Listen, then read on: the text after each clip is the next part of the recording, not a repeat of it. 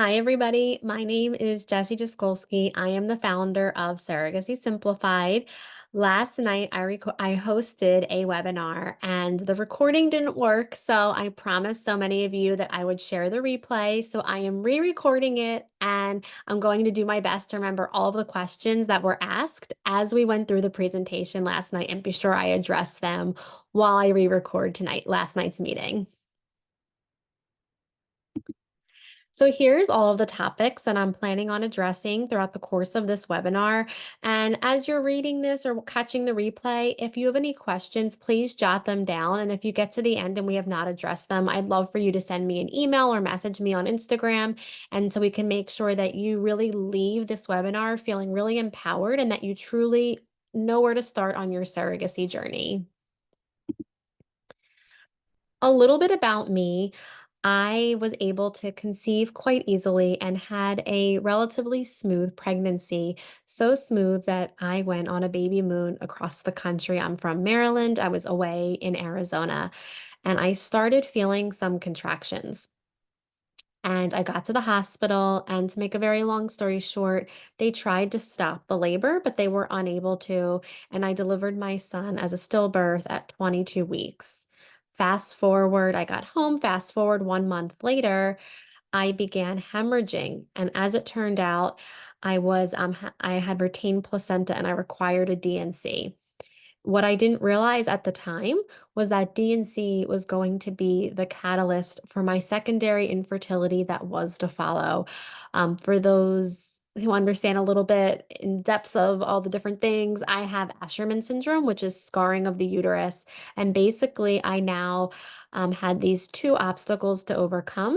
I needed to get pregnant with a thin uterine lining with after we removed the scar tissue and then reach a safe gestation, given the fact that I'd already had a 22-week loss.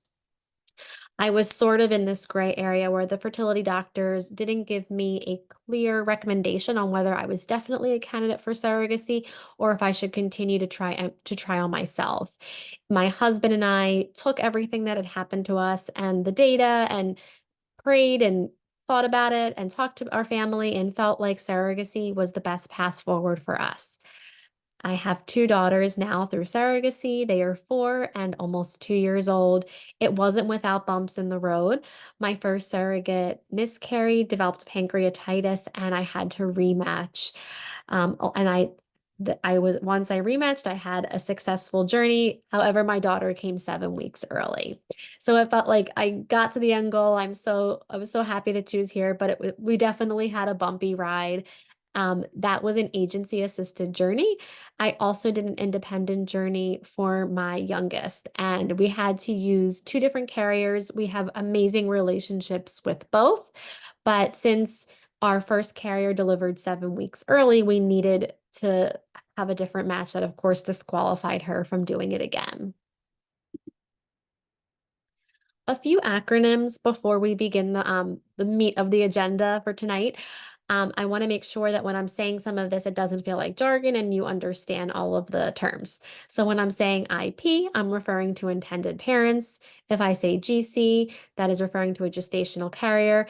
And interestingly, on my first journey, I wanted to make sure that people use the term gestational carrier instead of surrogate because I wanted them to know that my daughter was biologically connected to me. Since then, whether it's celebrities coming forward or just infertility in general, making news headlines more, in gestation, when people think of surrogacy, they're thinking of a gestational carrier and a gestational surrogate compared to traditional surrogacy. And for the sake of this presentation, now when I say surrogate and gestational carrier, I'm using it interchangeably. A traditional surrogate, just to level set, is somebody who's carrying that has a biological connection to the child. Whereas a gestational surrogate, even if you're using donor eggs or donor sperm, the surrogate herself has no biological connection to the child.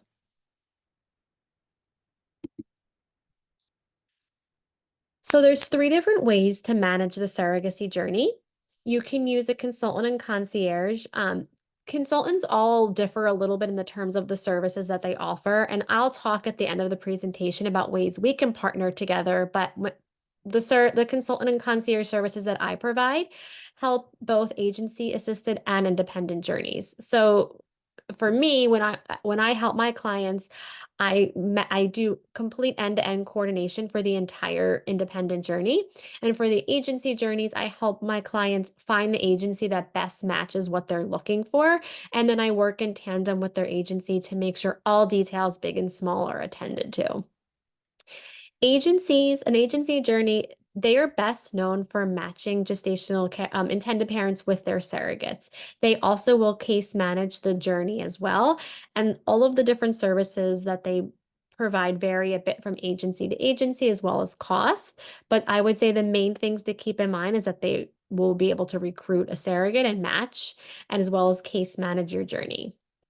Independent means you are truly doing the entire journey on your own. So you're going to be finding the surrogate, whether that's using social media or you know somebody that's willing to carry for you, and then you're case managing the entire journey on your own. So ways to find a match. And this picture is of me and my first gestational carrier. Using an agency.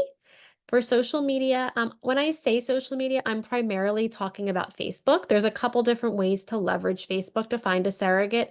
One is using private Facebook matching groups. So if you go into Facebook and you search, there's all these different types of private matching groups available where you can post a little bit about yourself, pictures, and what you're looking for, and hopefully find somebody. Some people have, and I actually have a client right now who posted a personal status on her Facebook page about what she had experienced and that she was beginning to look for a surrogate, and she made the status shareable. And by doing so, other people in her community shared it. And so somebody that she didn't directly know, but through sharing it, connected with her. So she was utilizing her network and the power of social media to find somebody that I guess you could say was a member of her community, but she didn't directly know.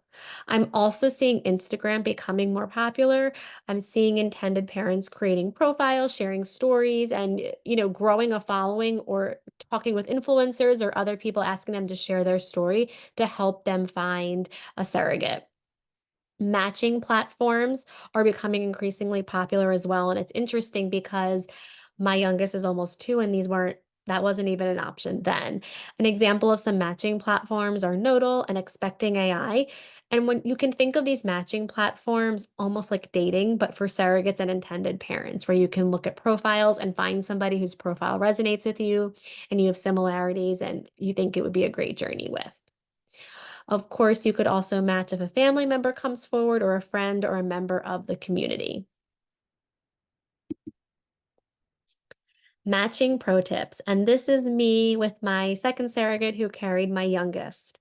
The first is personality. So when you're talking with them, is it somebody that you feel like the conversation, of course you're nervous, but is the conversation flowing? Do you get a good feeling about them? Like, what's your initial gut reaction? I would always trust that. Communication style and preferences. I want you to be thinking about how often you want to talk with your surrogate, and what way, FaceTime, text messaging, phone calls. It's important to be thinking about this in the beginning so you match with somebody that feels similarly and is in alignment. For example, for me, I came to surrogacy following a pregnancy loss. So I wanted to match with somebody that wanted frequent communication because I knew that that was what was going to make me feel comfortable, and I didn't want to match with someone who would find that annoying. So I was very upfront about what I had been through and what I was looking for, and ended up having 2 beautiful relationships that turned into friendships. For the third point, I always joke that whatever you wouldn't want to talk about at a holiday or family dinner, this is the topics to be bringing up. So, vaccinations, termination, compensation. I want you to talk about all of this in the beginning, because the last thing I want you to do is fall in love with somebody and then get to the legal phase and have already paid for their psychological evaluation and their medical evaluation, and then have to ultimately break the match because you don't agree on some of these important topics. Living in a surrogate-friendly state. Luckily for gestational surrogacy, it is now legal in 48 out of the 50 states, so we're in pretty good shape, and we'll talk about legal later, but just for your frame of reference, from this point forward, you're going to be following the law where the baby's being born, so the state where the surrogate lives as opposed to where you live. I want you to be thinking about the pregnancy and post-birth relationship. So, do you want this to be someone that you're talking to regularly after birth? Is this somebody that the communication might dip a little bit? Are you going to talk once a year, maybe on a birthday or Christmas, send an update? It's you want to make sure that you're on the same page so that after the delivery that nobody's feeling a void or having any regrets about things that they were really hoping for in their journey. The last bullet point isn't super exciting, but meeting your fertility clinic requirements. If you're working with a consultant or an agency, they're going to be doing that on your behalf. But I would, if you're looking to match independently, I think that's important to post because while fertility clinics have general guidelines that they're following by the ASRM, the American Society of Reproductive Medicine, they might vary slightly. For example, number of C-sections or number of pregnancies and so forth.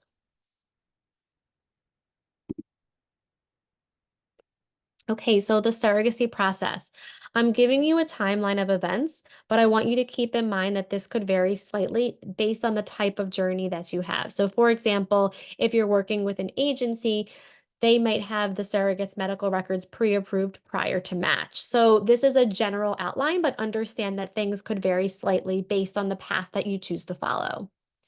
Once you create embryos, you will match either by using an agency, consultant, or independently. Your surrogate's medical records will be sent. I'm going to be honest, this can be one of the longer parts of the process.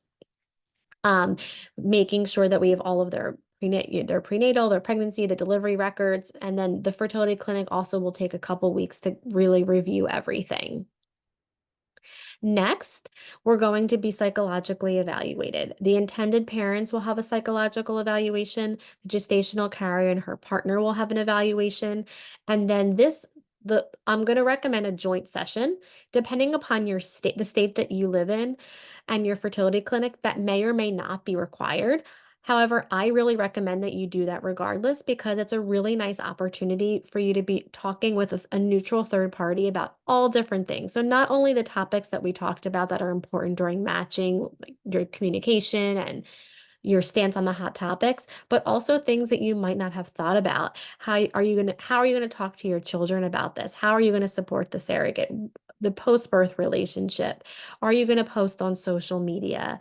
Do you guys want to tag each other? Do you want privacy? All of the little details you're gonna are gonna be facilitated in a really meaningful discussion. And I know for me, I walked away both times really grateful for that opportunity to talk with them. And I felt like it strengthened the relationship and really laid the groundwork that we needed to be on the same page to move forward in our journeys. After that is the medical examination. I will say some people do the medical evaluation first, and that's fine. But my pro tip is to do the psychological screening first. And the reason is the psychological screening is less costly than the medical evaluation. So let's say for whatever reason she were not to get cleared psychologically, you would have then saved some of the money for the medical evaluation. When you get to the medical evaluation, it's made up of blood work and ultrasound to test for infectious disease, hormone levels, and then also visualize the uterus and make sure everything is good and from a physiological standpoint. Next, her health insurance is going to be analyzed. Believe it or not, some health insurance policies have exclusions that are basically stating that they won't provide coverage if it's for a surrogate pregnancy. So what I do is or whoever you're working with would guide you towards there's special insurance companies that specialize in surrogacy and third-party reproduction. They'll analyze the surrogate's insurance. This costs a couple $100s, and then they make a determination on whether or not the policy is surrogate friendly. Based on that, you'll know whether or not you're going to have to purchase her health insurance.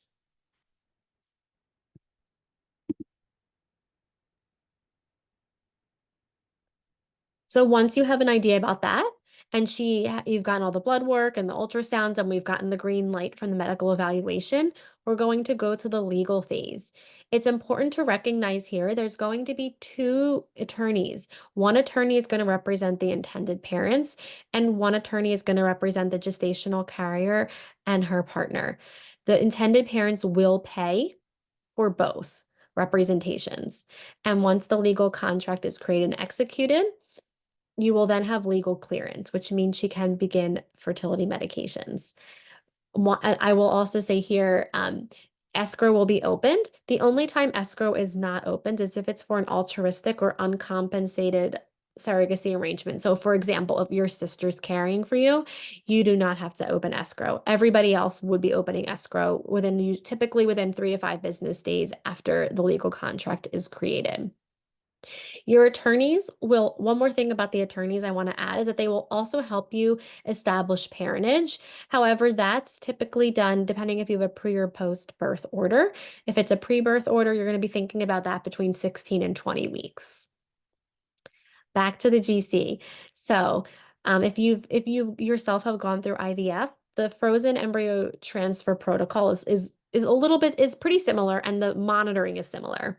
So she will be going to doing her, outside monitoring for blood work and ultrasound. If she's local to you, she'll go to your clinic. If she's not local, I would help coordinate some of that. So finding a clinic close to her that would then send the results to your fertility clinic.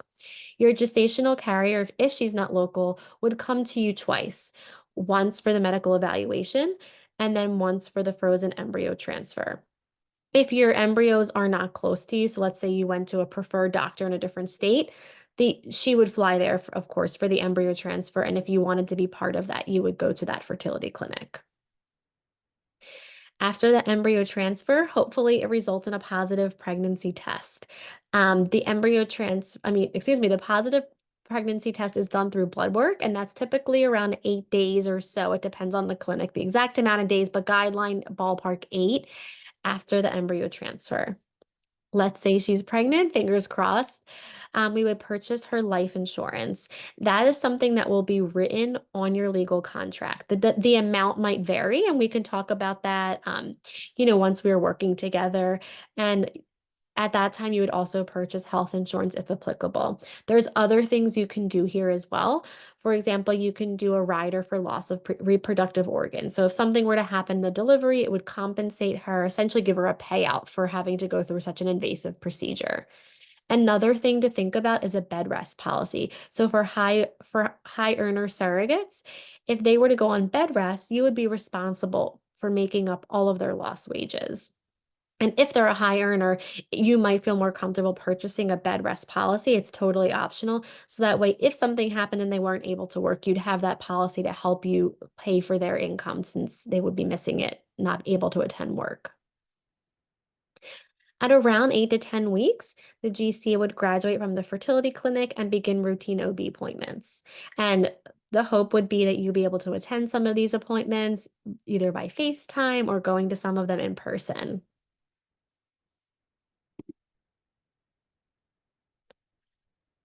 So for the cost of surrogacy, I'm not going to go through each of these since you're able to see everything, but I will highlight that the average journey ranges anywhere from 125,000 to 175,000. The three biggest factors that play into such a wide range is the type of journey that you have. So if you use a consultant, an agency, or if you go independent, the next biggest factor is the surrogate's compensation.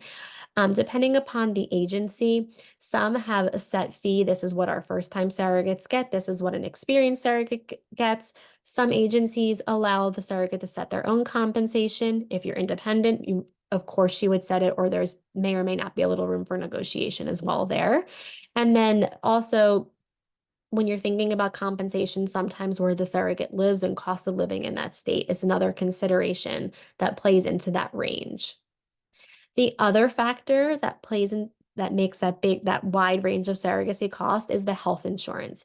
So as I was explaining before, when we're evaluating whether or not the surrogate's health insurance is surrogate friendly, if we're really lucky and it is, then it's $0 and you're just responsible for co-pays. That's our best case scenario, right? If we unfortunately have a policy where it's not surrogate friendly, you could be paying for a private policy, which could be upwards of $30,000. There's also, if you're close to the Affordable Care Act and open enrollment, that does decrease the costs considerably as well. And I think when you're getting into that time of the year, you could get away with maybe $15,000 to $20,000 instead of that 30. I'm going to leave this open for one more minute just so you can see this slide and all of the different costs associated with surrogacy. Okay. Affording surrogacy, the $1 million question. These are some of the different grants and financing that is available. I know, and personally, when I went through it, it felt intimidating to apply for the grants because you feel like so many people are applying for them. Why would they pick you? You should definitely go for it. I also recommend checking out the Resolve website. And the reason is some grants are specific to a specific state of residence, and you have to live in that state to apply. So you can go on their website and put in where you live, and you'll see a list of grants or scholarships that are available. I just this week had a family be awarded a Baby Quest grant, which was really, really exciting. And I share that so if you're watching this, you feel hopeful and not discouraged, and that you should definitely apply and try for the grants. These are some of the financing options, and some people are able to have benefits through their employer, and hopefully this will continue to change as we continue our advocacy and fighting for employer benefits. There's more companies coming out now with utilizing insurance policies such as Carrot and Progeny, and that are helping with some of these expenses as well. I talked about this a little bit in the beginning, but I wanted to share again ways that we can work together. If you know somebody that might be able to carry for you, a friend, a family member, or you're willing to use social media, which is a great tool, you could go on an independent journey with me, or it's sort of a hybrid, I guess you could say, if we're working together. I would do full case management of your journey. So all of the logistics, connecting you with the fertility clinic, outside monitoring, your attorneys, your psychologists, your escrow, booking travel, relationship management. My clients are able to text message with me. We have weekly virtual meetings. Really, anything I can do to support you, I'm always available. For my intended parents that are going to need an agency to help them find a surrogate, I'm going to work with you to find the perfect agency based on your unique needs. So for some people, it's time to match. Other people, it's an agency with a lower cost, whether they have local surrogates to you. I'm going to take all of that into effect and use my network to give you a really amazing agency to connect with. And then I'm going to work in tandem with your agency throughout the entirety of your journey to make sure all of the details, big and small, are taken care of. So while they might be doing some of the case management, I'm focusing on the relationship with your surrogate, the travel, all of the little details involved to make your journey really special. And also that is goes to show those are just some of the ways we can work together, but really I want to hear what's going on with you and your story and your circumstance and tailor it a little bit to make it really, really customizable to what's important to you and what's going on in your life. Thank you so much for watching this replay. I'd love to continue the conversation. If you had any questions that I did not answer, please feel free to email me. This is my email address. You can also send me a message on Instagram or LinkedIn, and I do offer a complimentary consultation. So I'd love for you to take advantage of that and schedule a time for us to meet. You can find it directly on my website. Thank you so much and have a great night.